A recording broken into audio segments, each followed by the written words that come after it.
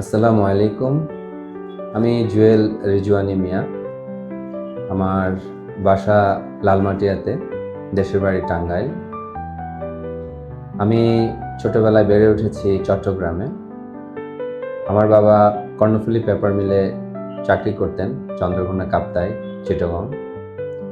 সেই সুবাদে ছোটবেলা থেকেই কর্ণফুলী পেপার মিল স্কুলে পড়াশোনা শুরু হয়। স্কুল জীবন শেষ করে চট্টগ্রাম শহরের মহসিন কলেজে এসে ভর্তি হই। তারপরে চট্টগ্রাম কলেজে বিএসসি এমএসসি শেষ করে চট্টগ্রাম টিচার্স ট্রেনিং কলেজ থেকে বিএড ডিগ্রি করি এবং পাশাপাশি Chittagong Bangladesh institute of management থেকে post graduate diploma in personnel ম্যানেজমেন্টের ডিগ্রিটিও করি। তারপরে শুরু হয় আমার চাকরি জীবনের শুরুতেই চট্টগ্রামে কয়েকজন বন্ধু মিলে একটি স্কুল প্রতিষ্ঠার সুযোগ হয়। সেই স্কুলের নাম হলো Chittagong residential school and college. সেই স্কুলের প্রতিষ্ঠাতা এবং সেই স্কুলের শিক্ষকতা দিয়েই জীবনের চাকরি জীবন শুরু হয়। সেখানে প্রায় 3.5 বছর শিক্ষকতা করি।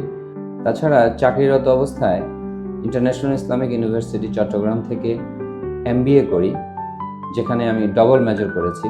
এইচআর এবং মার্কেটিং নিয়ে আমি ডবল মেজরে এমবিএটাও শেষ করি। আর ঢাকায় আসার পরে ঢাকা ইউনিভার্সিটির আইবিএ থেকে হিউম্যান রিসোর্স ম্যানেজমেন্ট কম্পিটেন্সির উপর এক্সটেন্সিভ একটি কোর্স করি সেখান থেকে। সো এইচআরের পড়াশোনার যে ইচ্ছা বা আকাঙ্ক্ষা থেকে জাপানের ট্রেনিং এবং এরপরে 2014 সালে আমার আরেকটি সুযোগ হয় ইউএসের পেনসিলভেনিয়া ইউনিভার্সিটি থেকে 1 মাসের একটি খুব সুন্দর এইচআরের উপরে একটি কোর্সে আমি সেখানে অংশগ্রহণ করি এবং যে সাবজেক্টের উপরে ইউএসএ এই কোর্সটি আমি করি সেটা হচ্ছে reducing unemployment situation through HR partnering. So এটাও আমার এইচআর ট্র্যাকের জন্য অত্যন্ত সহযোগী একটি কোর্স ছিল। সো এই সমস্ত পড়াশোনাই আমাকে দারুণভাবে ইকুইপড করেছে এইচআর ফিল্ডে কাজ করার জন্য। তারপরেই চট্টগ্রামের ইন্টারন্যাশনাল ইসলামিক ইউনিভার্সিটি চিটাগং, সেখানে অ্যাসিস্ট্যান্ট ডিরেক্টর পদে একটি সার্কুলার হয় এবং অ্যাপ্লাই করি এবং আল্লাহর অসীম কৃপায় সেখানে জয়েন করার সুযোগ হয়। স্টুডেন্ট অ্যাফেয়ার্স ডিভিশনের অ্যাসিস্ট্যান্ট ডিরেক্টর হিসেবে আমার যাত্রা শুরু হয়। এরপর সেখানে প্রায় 4 বছর চাকরি করি। তারপরে হঠাৎ করে একই ইউনিভার্সিটির ঢাকা ক্যাম্পাসে ডেপুটি ডিরেক্টর পদে আরেকটি সার্কুলার দেখতে পাই এবং সেখানে একাডেমিক অ্যাফেয়ার্সের ডেপুটি ডিরেক্টর পদে অ্যাপ্লাই করি এবং আল্লাহর অশেষ কৃপায় আবারও সেখানে আমার চাকরির সুযোগ হয় এবং সেই সুবাদে চলে আসি ঢাকায়। বেসিক্যালি এটা 2005 সালের কথা, ঢাকায় চলে আসি।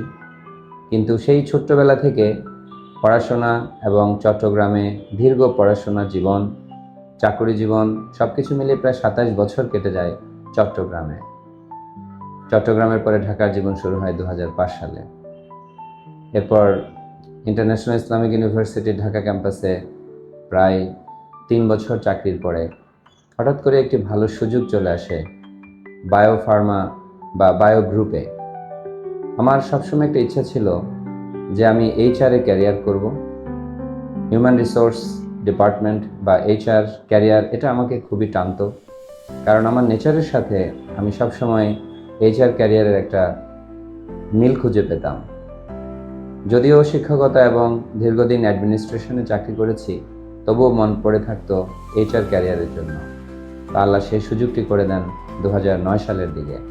বায়োফার্মায় হেড অফ এইচআর হিসেবে জয়েন করি এবং এই প্রক্রিয়ায় আমি কৃতজ্ঞতা প্রকাশ করছি ডক্টর লকিউতুল্লাহ এবং ডক্টর আনোয়ারুল আজিম স্যারের, যারা আমার উপর আস্থা রেখে আমাকে এইচআরে কাজ করার সেই সুযোগটি করে দেন। তারপরে বায়োফার্মায় আমার এইচআরের ক্যারিয়ার শুরু হয় এবং আমার জান প্রাণ দিয়ে আমি সেখানে কাজ করার পরে উচ্চশিক্ষার জন্য সবসময় আমার একটা প্রচণ্ড আগ্রহ ছিল যে কীভাবে আরও বেশি পড়াশোনা করা যায়, আরও বেশি ক্যারিয়ার করা যায়। তো সেই সুবাদে AOTS এর মাধ্যমে জাপানে একটা ট্রেনিংয়ের জন্য আমি অ্যাপ্লাই করি এবং আল্লাহর অশেষ কৃপায় সেই জাপান ট্রেনিংয়ের স্কলারশিপটি আমি পেয়ে যাই 2011 সালে। সেই স্কলারশিপটি করার সুবাদে আমার জাপান যাওয়া এবং সেখানে গিয়ে যে এক্সটেন্সিভ একটা ট্রেনিং প্রোগ্রামের সুযোগ আমার চলে আসে। সেখানে প্রায় 22 দিনের এই ট্রেনিংয়ে 12টি factory visit, academic discussion, group discussion, presentation, এগুলোর মাধ্যমে আমার ভিতর ঘটতে থাকে দ্রুততম একটি পরিবর্তন। আমি আমার নিজেকে নতুনভাবে আমি আবার আবিষ্কার করতে পারি, নতুন একজন মানুষ, নতুন একজন জীবন আমি ফিরে পাই। জাপান থেকে ফিরে আসার পরে হঠাৎ করেই অ্যাপেক্স গ্রুপ থেকে একটি কল পাই এবং সেখানে ইন্টারভিউ দেওয়ার পরে সেখানে হেড অফ HR হিসাবে, অ্যাপেক্স ফার্মাসিউটিক্যালের হেড অফ HR হিসাবে জয়েন করার আমার সুযোগ হয়। তারপর সেই কর্পোরেট জীবন, 2 দিনের ছুটি, খুব সুন্দর কর্পোরেট একটা পরিবেশ, সেখানে দেখতে দেখতে 3 বছর কেটে যায়। মনে মনে এটা সবসময় ভাবতাম যে বাংলাদেশের যে সবচেয়ে বড় একটি সেক্টর, গার্মেন্টস সেক্টর, আমার মনে হতো যে আমি যদি গার্মেন্টস সেক্টরে কাজ করতে পারতাম তাহলে আমার জ্ঞানের পরিধি সম্ভবত আরও অনেক বেশি বেড়ে যেত। এবং এটা ভাবতে ভাবতেই SKO গ্রুপ নামে একটি গার্মেন্টস কোম্পানি আছে বাংলাদেশে, অনেক ভালো একটি কোম্পানি, যার মধ্যে মাল্টিন্যাশনাল ফ্লেভার রয়েছে, যার হেড অফিস গুলশানে কিন্তু ফ্যাক্টরি হচ্ছে ভালুকাতে, ময়মনসিংহ ভালুকাতে। তো ফ্যাক্টরির হেড অফ HR হিসাবে একটা সুযোগ চলে আসে এবং সেখানে ইন্টারভিউ প্রসেসে গিয়ে আমি খুব ভালো করি এবং সেখানে আমি জয়েন করার সুযোগ পাই। এটি 2014 সালের দিকে হয়েছে। তারপরে আমি সেই ফ্যাক্টরিতে চলে যাই। এটা খুব চ্যালেঞ্জিং ছিল, প্রতিদিন ঢাকা শহর থেকে যাওয়া আসা করা, সেখানে গার্মেন্টসের একটা বিশাল কর্মযজ্ঞের মধ্যে নিজেকে সম্পৃক্ত করা, সেখানকার নতুন নতুন HR এর যে সমস্ত টপিক রয়েছে, কমপ্লায়েন্স থেকে শুরু করে সব কিছুকে নিজেকে আস্তে আস্তে মানিয়ে নেওয়া এবং HR জীবনের যেহেতু নতুন একটা সেক্টর, সেখানে খুব চ্যালেঞ্জিং একটা সিচুয়েশনের মধ্য দিয়ে আমি কিন্তু আস্তে আস্তে সেখানে কাজ করি এবং সাকসেসফুলি অনেক বেশি কাজ করার সুযোগ হয়।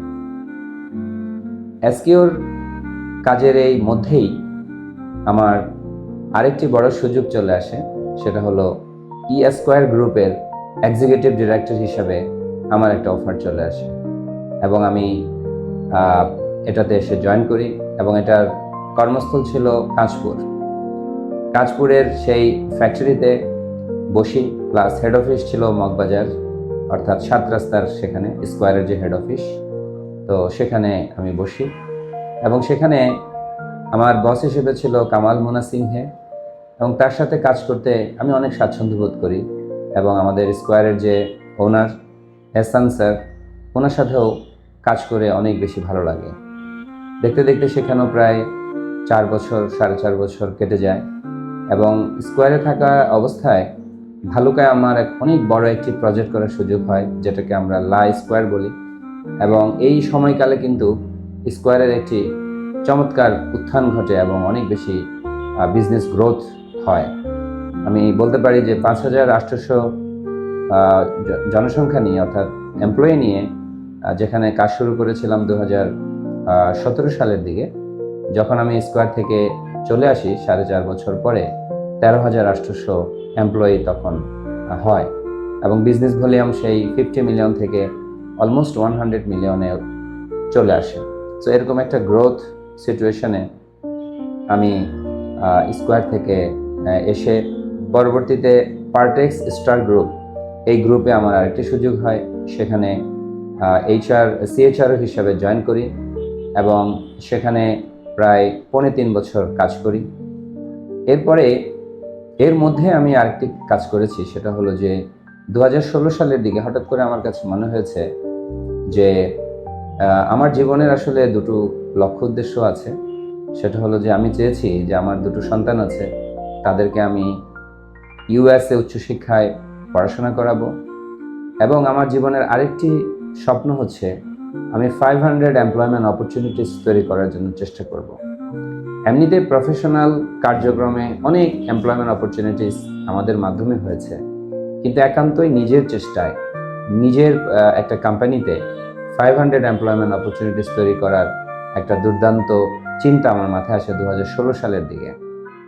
এবং তখন মার্লিন গ্রুপ নামে একটি কোম্পানি প্রতিষ্ঠা করি এবং ধানমন্ডি রাপা প্লাজার ঠিক পাশের বিল্ডিং অর্কিড প্লাজার 6 তলায় সেই কোম্পানিটার একটা অফিস নেই এবং ছোট পরিসরে সেই কোম্পানির কার্যক্রমটা শুরু হয়।